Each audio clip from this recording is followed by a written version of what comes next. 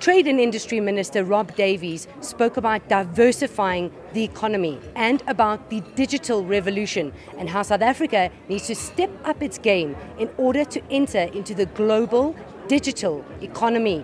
He also spoke about localization and how government has prioritized this issue going forward. What we're going to be seeing in the near future, and already what's beginning to happen, is that it will be data management and digital firms that will be at the apex of value chains, and manufacturing will be in a subordinate place in those value chains. That's what's beginning to happen.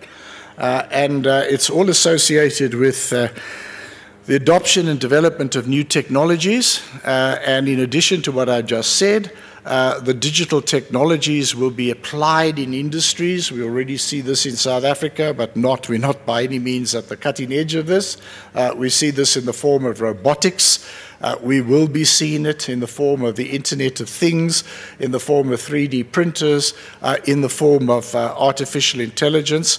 And this will create, as the phrase goes, disruption. It'll bring about disruptive change. It's not going to be incremental change, it's going to be disruptive change. And it's not just going to be manufacturing or productive activities that are going to be affected, it's going to be service sectors as well. It's going to be entire value chains, but also activities within value chains. That's what's staring us in the face. It has all kinds of implications. Among other things, I think it will mean that the barriers to entry of small enterprises could well be lowered. A number of these technologies will mean that the quantum of fixed capital that might be required of an enterprise will go down, as you can use digital technologies and build on digital technologies and innovate around digital technologies.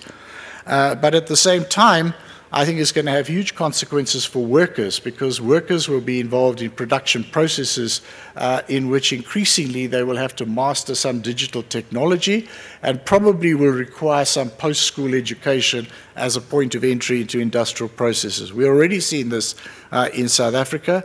If you walk around the motor companies, for example, you'll see people operating digitized or roboticized processes.